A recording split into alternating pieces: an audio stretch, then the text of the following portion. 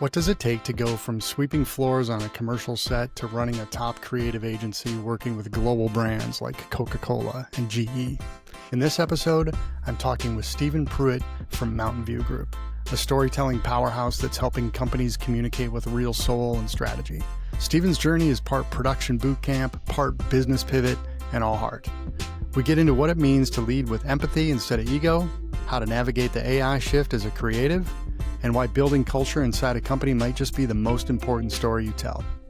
If you're in marketing, leadership, or creative work, this one's going to inspire you to think bigger about your role and your craft. Let's jump in.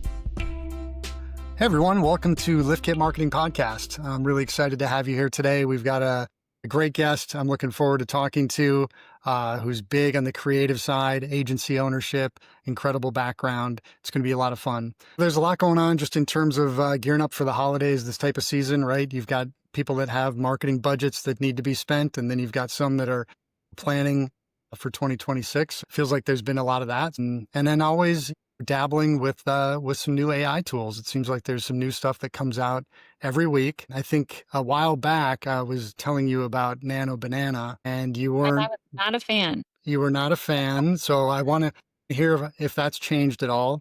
Interestingly, yeah, it has changed. Maybe the platform has changed, but to your point of more coming on board, I'm in e-commerce, and so we're ramping up for Black Friday. I mean, every day I just have more and more stuff. I mean, you take the volume of emails and ads that you're doing and multiply it by 3 or 4, because that's what you need to put out for your clients. And so it's still our team, we're not adding more people. So how do you meet that need of creative and with the people that you have and the tools that you have? And so we've been leveraging some AI on our side, and I was playing with it a lot last night, and I was like, okay, I don't know what happened. It's because I'm using a third party that uses Nano Banana as the engineer behind it. But anyway, I was really impressed, and I brought it to our paid media person, and I said, what do you think? He's like, well, you didn't do this, so who did it? Right. We're also using Photoshop. We're using some other tools, but I was really impressed, and I don't know, maybe I've converted. Well, I think the big takeaway is that, what used to take several hours probably took you 30 minutes, right? To get to where you wanted to be. So there's just, it makes more time for other things, right? And yeah, I played with something new inside of Google Labs called Palmelli. And I'll put a link and I'll spell it out here below. But what's interesting about that is I gave it a website, and it basically just worked from the website to create a whole bunch of different creatives. So it was on brand in terms of color and voice and tone. It was basically created, 5 or 6 different images that could be used for social media based purely on what they could find on the website. And it did it all within a minute. And then you have the ability to make some edits. And if you really want to dive into it with it, you could, let's say it's your website. You want it to build something around your website. You've got your brand guidelines book. You could upload your guidelines, all your brand guidelines and colors with your website and some other images, and it will work with everything to create even better results. And then in video is one, maybe I've mentioned that one before, but with the paid version, you can create commercial grade quality videos. Wow. Yeah, I haven't seen really great results from video, so I'll try that one out, because that's the only one where I feel like things. Yeah, I think in order to really get the real benefit, you've got to be on the $100 a month paid version or something. But watch here, just go to, just like anything, go to YouTube, start doing some searches on these brands, and you can watch other people go in and do their magic.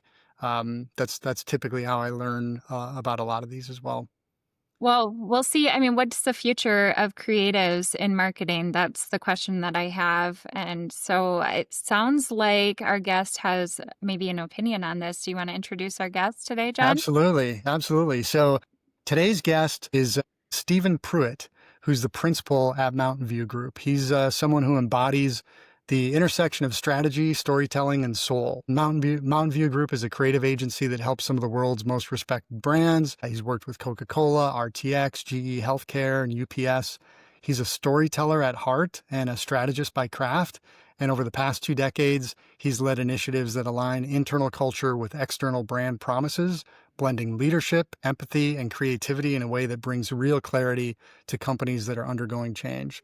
Under his leadership, Mountain View has grown into a powerhouse of human-centered storytelling. And with the recent acquisition of Tribe Pictures, they've doubled down on their mission to help organizations communicate with impact. So I'm really excited to explore Stephen's journey from filmmaking roots to agency ownership, his belief in creative environments that are led by empathy, not ego. So let's dive into what it takes to build an agency, lead with intention, and tell stories that move people and businesses forward. Stephen, welcome to the LiftKit Marketing Podcast. Hi, thank you so much. Thanks for the lovely introduction. I appreciate it. Nice to meet you both. Absolutely. Absolutely. So on the heels of our little AI banter there, what's your take on this? I mean, you're a creative director, photographer, film producer. How is this impacting your industry? Thank you. Hot topic, of course. AI is having a big impact. In terms of the creative services that we do, we have a great graphic design team, copywriters, creative directors, producers, video editors. And across the board, what I'm seeing is AI is a fantastic productivity tool that it allows us to do a lot more in less time. Certainly as a writing tool, all our writers are using it as a idea generator and starting point, but certainly not a finishing point. In video production, it's fantastic in post-production in terms of what it allows us to do. You shoot an interview, it'll generate transcripts for you. It'll cut that transcript for you with some direction.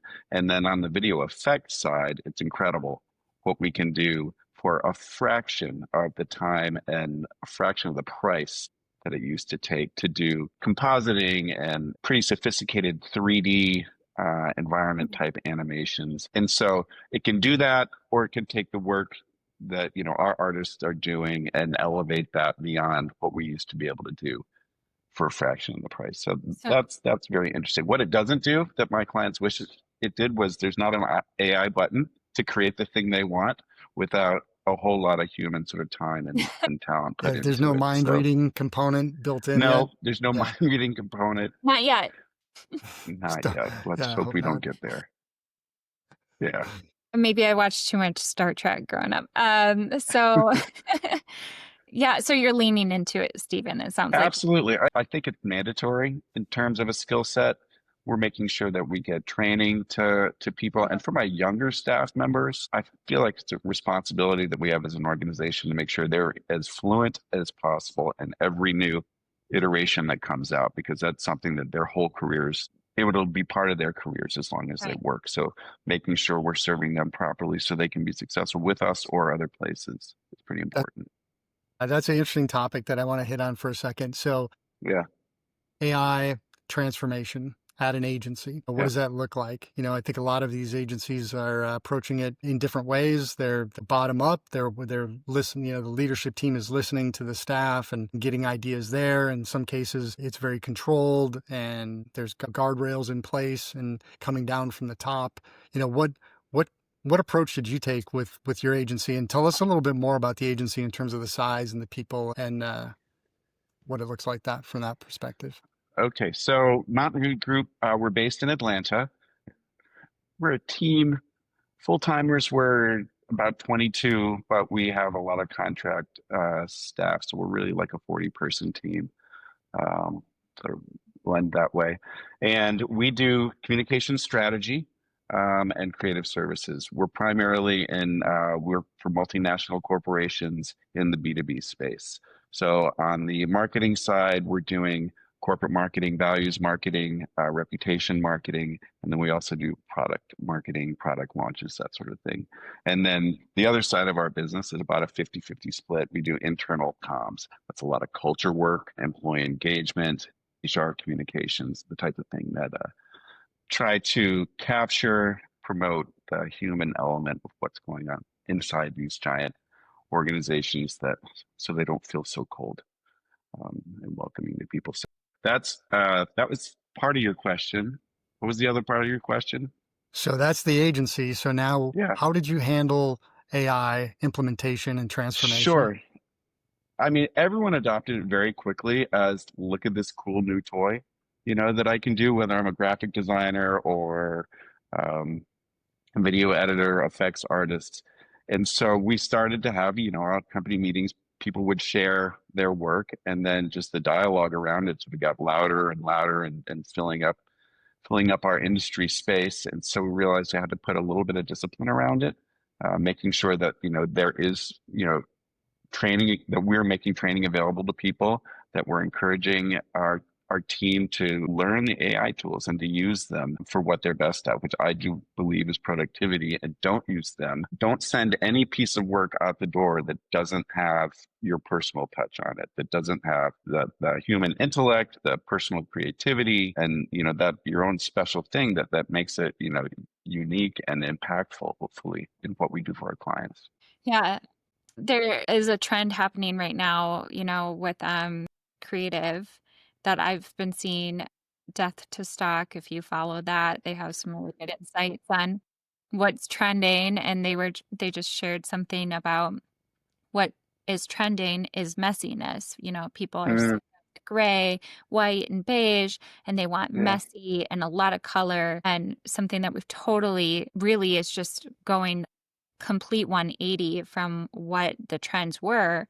yeah. And so I think what you're talking about with the human touch, it's like maybe some human element is that authenticity, maybe some like minor mistakes or just something that is going to show like this is real, this is human behind this. It's really fascinating to think about where this might go and what sort of trends this might spark, like a complete turning away from AI for some applications. I Hmm. can totally imagine. And that's probably true for us. I said we do a lot of culture work, and that has to have human authenticity to it or no one cares. No one believes it. So, there will always be a big part of our work that does not have an AI component to it, I think. Yep, I think So that's important. Human in the loop, across the board. So, and the other thing we're talking about a lot is to stay relevant as an organization, as an agency, as consultants, that we have to do the things that AI can't do. We have to bring the human intellect that works harder and further than AI is going to take you. And so, whatever discipline we're working in, to me is pretty important. Well, I appreciate your take on the AI topic. We kind of jumped ahead into something pretty heavy there, but I want to go back because you're the principal owner of this creative agency that's doing some Yep. amazing work. But I don't think that was how things started, or I don't think that was your initial intention. So I'd love to hear your story. Where, what what route, what path did you take, and how did you get here? Well, I wasn't any good at music, so my rock star career petered out pretty early. Never Bummer. made it to the big leagues as a soccer player. So I didn't have a focus when I was younger. When I went to college, I didn't know what I wanted to do. I was very fortunate to find myself at Ithaca College in upstate New York, which had a fabulous communications program. And I worked my butt off to get accepted into the program, took a major of cinema and photography, loved it, loved the creative process that I learned, loved the people that I was around, loved seeing the results of collaboration. It's like as a college kid, 20, 21 years old, saying, wow, we can do cool shit together. And then graduating and trying to figure out what am I going to do with this? It's very much craft skill set that I developed. And as much as I was in a wonderful program and a wonderful school, the disservice they did is they didn't teach us a thing about business or money or even, what a producer is, which I still can't believe. So anyway, I went out in the world, moved to Atlanta.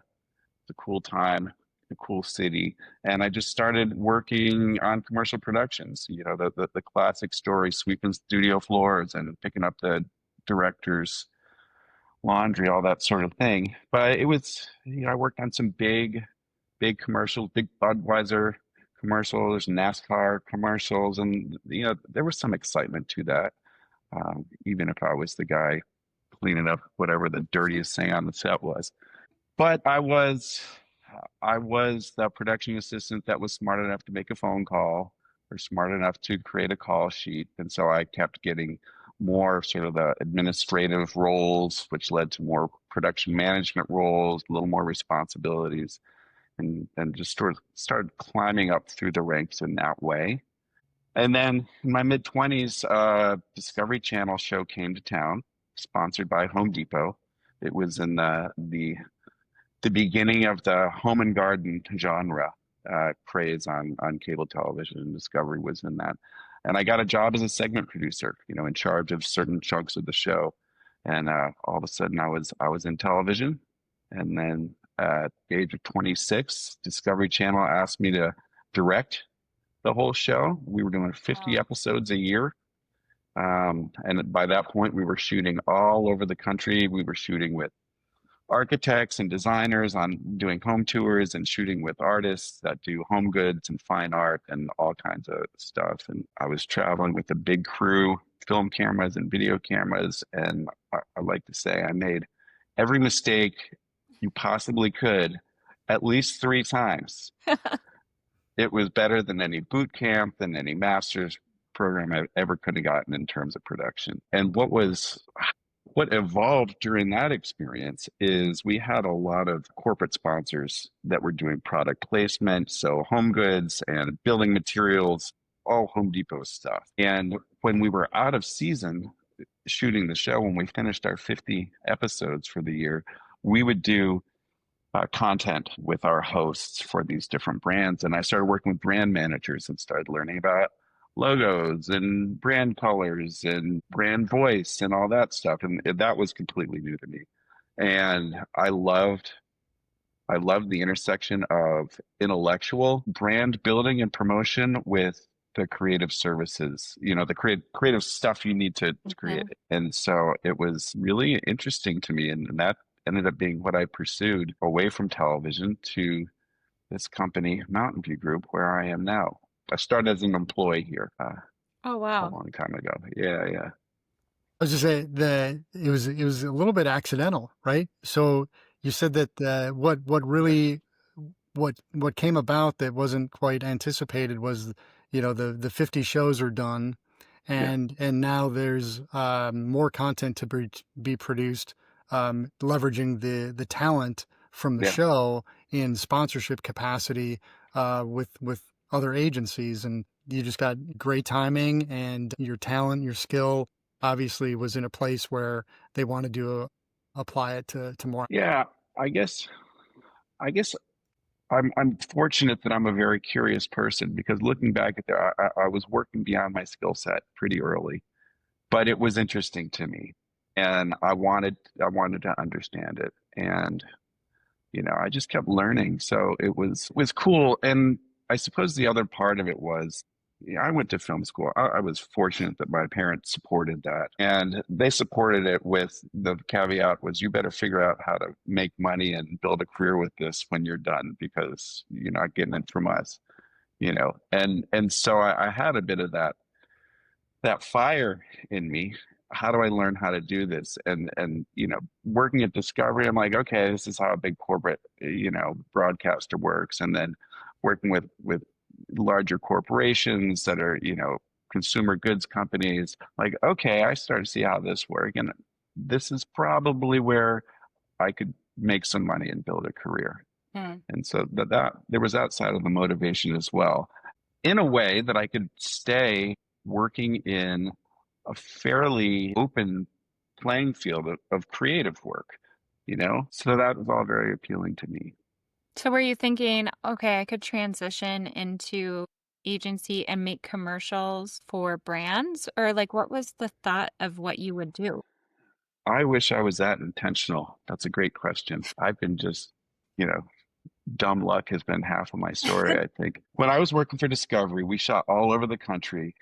I think I've been to every state and every major city, and that was fantastic.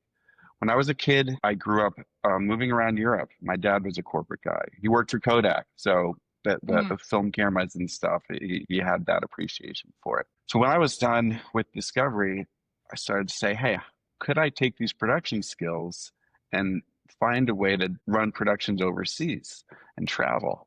And that's how I found Mountain View Group, who was doing work for big corporations. GE Energy, I believe, was the biggest client when I joined. Bell South was another one. And I went and knocked on the door, and they had recently moved to Atlanta with an office in upstate New York as original headquarters. And we hit it off. They hired me, and within 6 months, I was running a big corporate job for GE Energy in Germany, and it was fantastic. And I spent the first 5 years with Mountain View just flying around the world. Was fortunate in Asia and Africa, all over Europe, South America, and it was kind of the rock star living without the music, and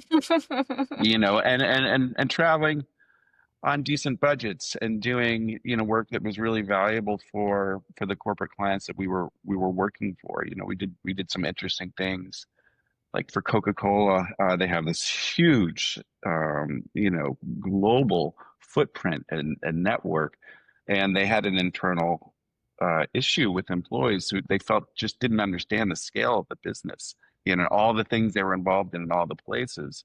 So I was fortunate to produce this job where we did a bottling story in India and a product launch story in Japan, and sponsorship of a music and cultural event in Senegal, and just to show the impact and the reach and the good things that the company is doing in parallel with their marketing efforts around the world. Those sorts of experiences were just fantastic. I feel incredibly privileged to do that, and also a continued training ground, because international production in some far-flung places, it can be quite challenging for sure. So it just continued to sort of build that skill set.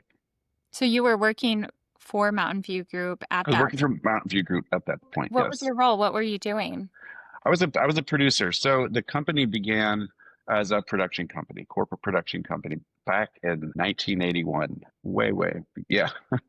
And so when I joined, it was still mostly video work, but the founder was a really smart guy, Jim Tusty. Learned a lot from him. And the film work had been successful enough that people were leaning on him and the other senior folks in the company as sort of communications consultants.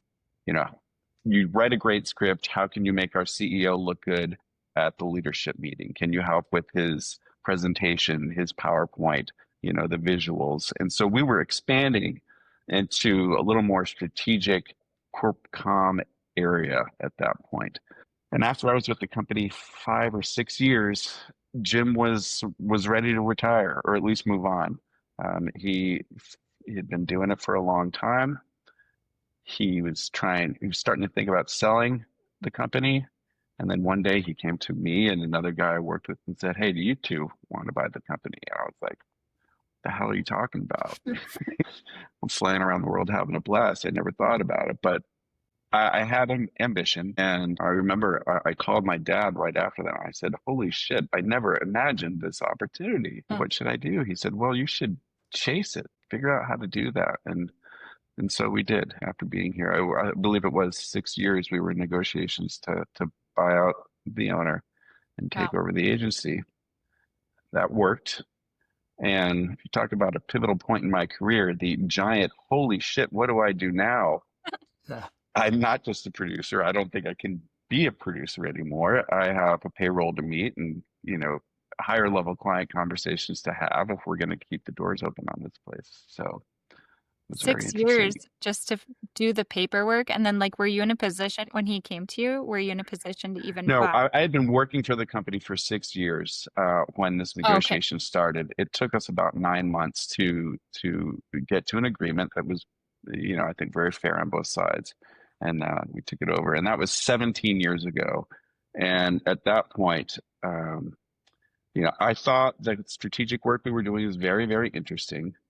I saw a lot of opportunity in the relationships, very good relationships we had with our corporate clients to expand beyond, the video production they were buying, because they were all either in a corporate communications or marketing capacity. So they had other needs and supported trade shows or client activations, events, that sort of thing. And so we very quickly started building a graphic design department, started finding other sorts of talent in the marketing space to partner with to do things differently. And then, you know, also started working with some other agencies that had specialties that we didn't. I think I saw there was one thing about someone that was pivotal in my career at that point when I bought the company. We were working for MSL, the agency, and one of their managing directors in Atlanta, Carlene Trimble, she's phenomenal human, phenomenal business leader, phenomenal woman. And I had been into film and I was a producer, and she was working in employee engagement or investor relations, and these expertise, these are very important to corporations. And so we started working as their creative team because they didn't have an internal creative team. They were more of at that time, of a more PR focused agency.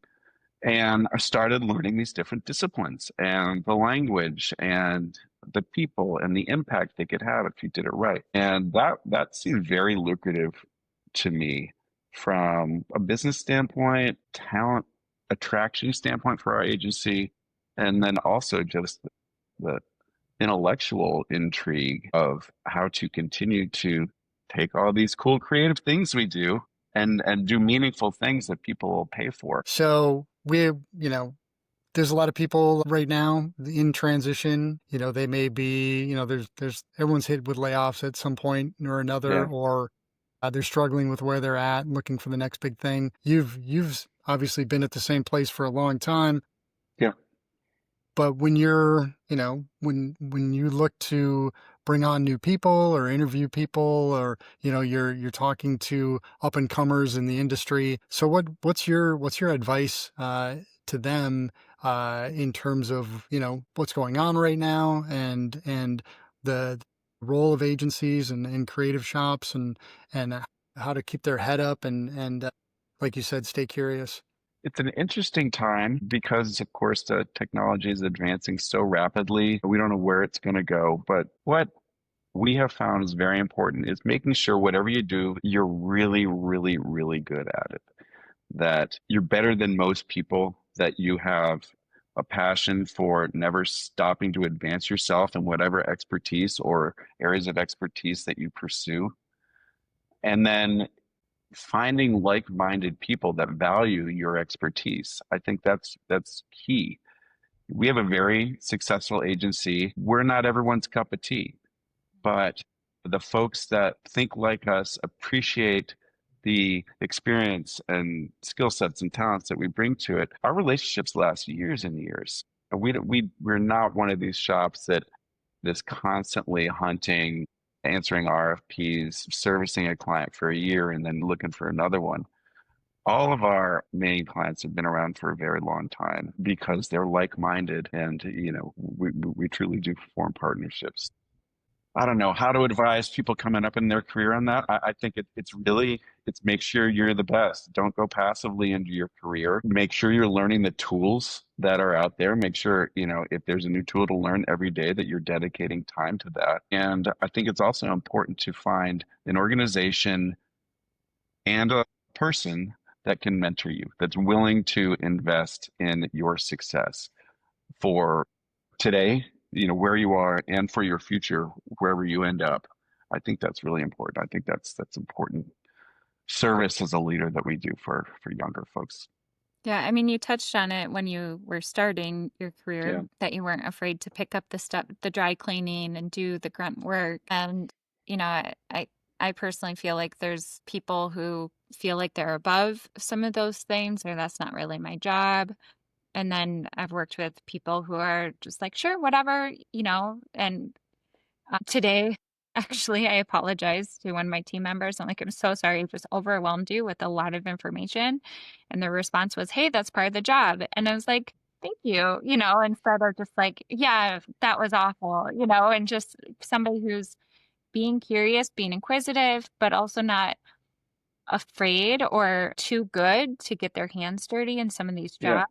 I think is because there's always, now we're a world market of employees. And so there's somebody across the world who has the skill set is dedicated to the work, is trying to be the best at that specific thing, and they're less than $20 an hour, And so it's hard if you want to stand out, you have to just have a good attitude, I think, in all of it. That's my 2 cents, but No, absolutely. I think you're right. And having a craft that works beyond an AI tool, don't let the AI tool represent your craft, because everyone's learning how to type prompts into whatever application. But it's like when I was at film school, one of the things we had to do was learn how to shoot on film, process film, cut physical film, and having that basic understanding that linear process, when I graduated into a world where all that's done digitally, was really important foundationally for my understanding. And I think the same. I see our design director is the most phenomenal talent, and he adopted Midjourney before anyone had ever heard of it, and he's done like 20,000 something projects, most of them for himself, his own exploration. But his background is as a fine painter, and I don't think he could achieve the gorgeous work he's doing in something like Midjourney without, that background. And so I think, that's part of being an expert, leaning really far in to what you care about and the type of artist or craftsperson or consultant you want to be. Stephen, on that, I saw your LinkedIn post about you had a project where you had to cut the film, right? And then can you please expand on that? Because that was such an interesting story. It was a film school story. Everyone loves that film school story. The one where my professor told me to throw it in the lake. Yes. So I had this amazing professor, Patricia Zimmerman. So my concentration was in nonfiction filmmaking, and we had this very difficult advanced production class where we had to concept, shoot, edit, deliver a film every week for the semester. There were something like 10 films due. And when you're doing it, with physical equipment, non-digital linear stuff, it takes a lot of hours to do that. And we had our presentation and review class every Friday morning at 8 a.m., which is not easy for college students to get to. I had worked long and hard. I think it was my first or second film. This professor was intimidating. The people in the class were all super talented. I always wanted to make a good impression. I screened this film, and she said, I want you to take that piece of shit down to the end of the pier, throw it as far as you can in the lake, and then sit down and think long and hard if you have what it takes to be a filmmaker. And I don't even know how to explain how I felt inside, there was not a hole deep enough to crawl into at that moment. But, it served me in many ways, looking back at it. One is pay real close attention to what you're doing. And I think part of the development process of a creative person is learning how to look at your work from objective point of view and not from a place of admiration. So many people fall in love with that. It's any discipline. That was important. But it also, I don't treat my creatives that way. I think there's her approach, some people do that, but it was very disheartening for me. And the extension of that story, I think that might have been in the LinkedIn post that I did, was that as I started working for different production companies, there were teams that would yell and scream, and there were sets where you had directors that would swear and knock people down. And then there were teams that were encouraging and empathetic and would try to lift up everyone around them. And, as I moved through my 20s into my 30s, I was like, you know what? I think I want to stay around the types of people that want to lift everyone up and be a creative environment that doesn't need confrontation to succeed and innovate. That's just some people's style, but it's not mine. And so I think that college experience led to this.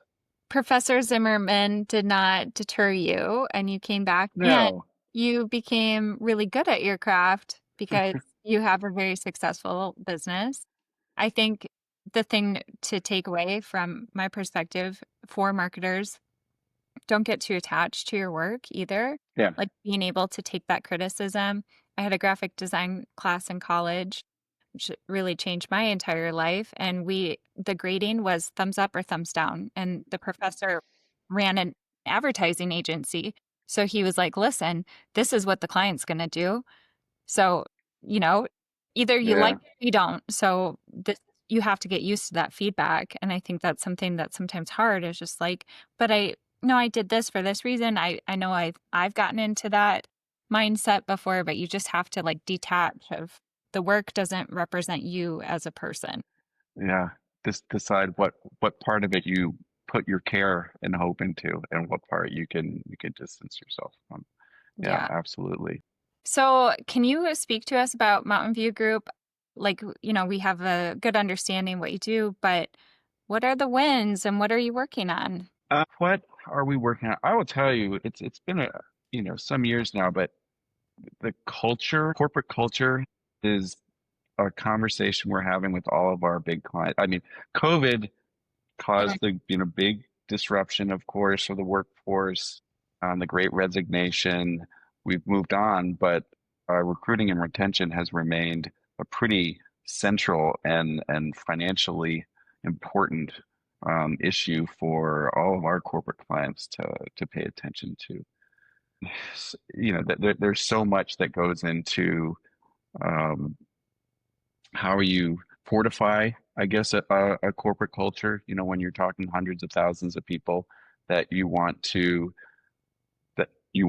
be there, that you want them to work hard, you want them to be able to transfer their skills to different parts of the organization. That is work that we are doing a lot of, and I find that really interesting and compelling in terms of how are we creating an atmosphere that feels human, that feels connected, that's empowering to individuals in service of, challenging corporate or sophisticated corporate strategy, that has many, many aspects to it, from manufacturing to go to market and investor relations, all those things. So that is sort of a big macro topic. And what I love about our company is we have this really great skill set of web development, graphic design, video production, and then all the communication and strategy expertise that sort of drives the use of those, producing essentially, creative assets to work hard in these areas.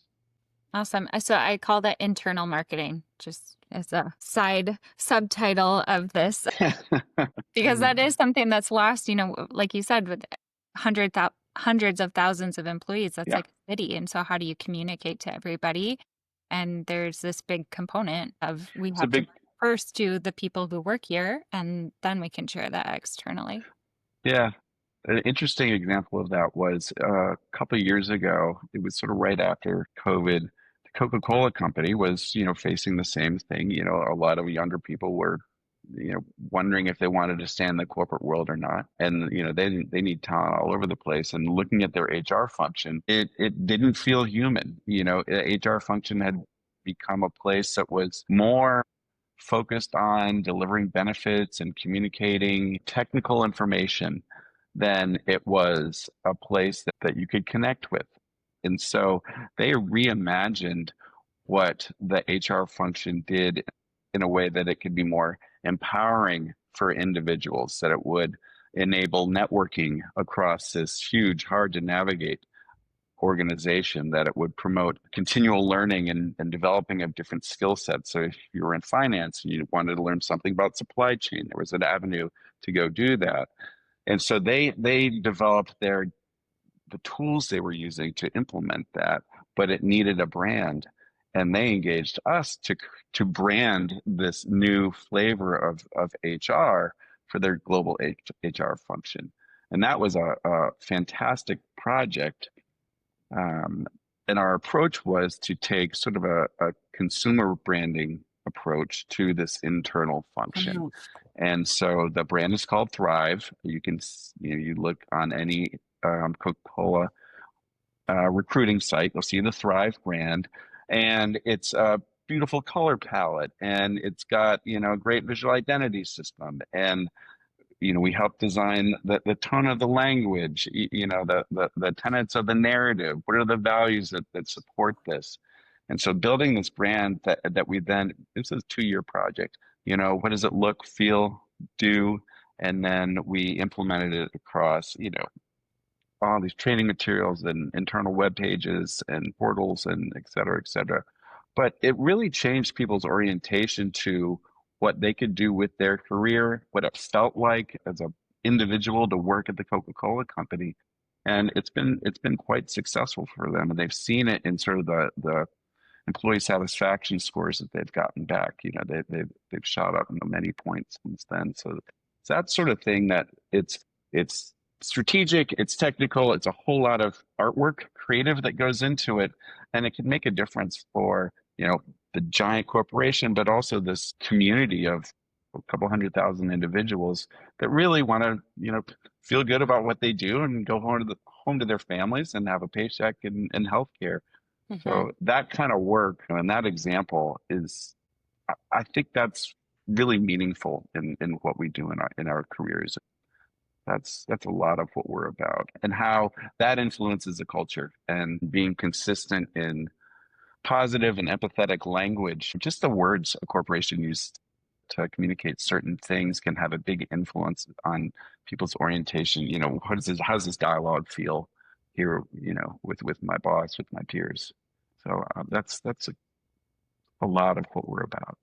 Yeah, what a great case study and a great example of the kind of work that you guys do, and a success story on top of it, for sure. Yeah, That was really, thank you. yeah, very, very good insight into what Mountain View is all about, and how you guys think and operate.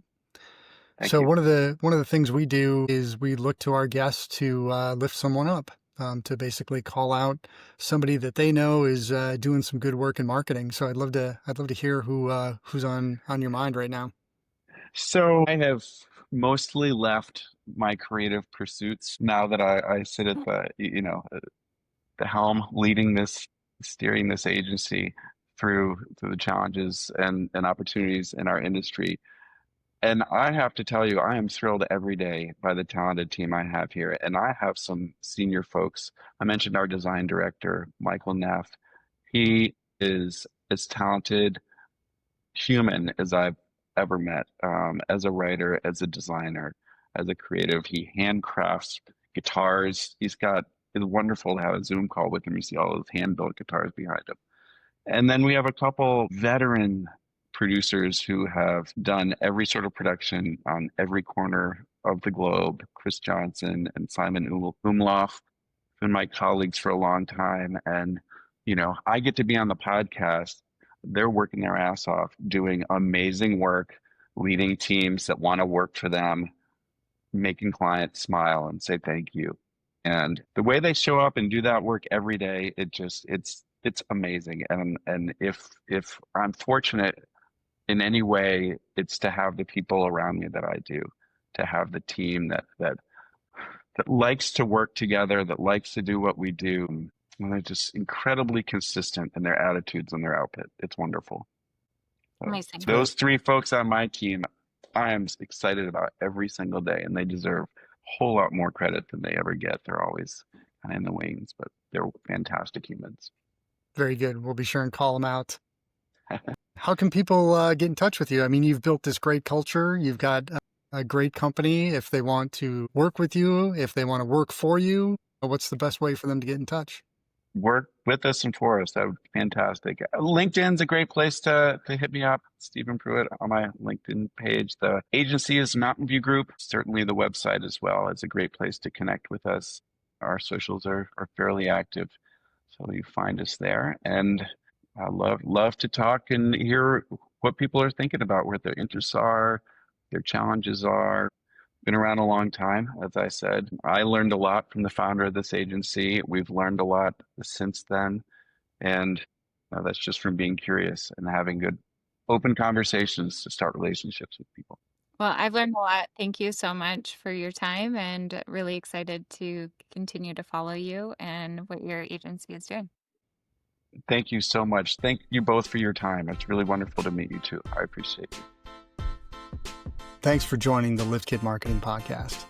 I'm your host, John Hoft, founder of LiftKit Marketing, a consultancy dedicated to supporting agencies and marketers with their digital growth strategies. And I'm the co-host, Danielle Schermerhorn, a former agency owner and current e-commerce specialist with deep experience across both brand and agency sides of the marketing world. Each week, we'll bring you conversations with marketing professionals who are doing great work, whether they're leading teams, building campaigns, launching products, or just figuring it out behind the scenes. Our guests will share their personal journeys, the real stories behind their success, the challenges they faced, and the wins they're most proud of. We'll also hear what's next for them and what they see on the horizon for the industry. At LiftKit Marketing, we believe in celebrating people, recognizing great work, and lifting up those who are making an impact. Thanks for tuning in. We hope you enjoyed the episode.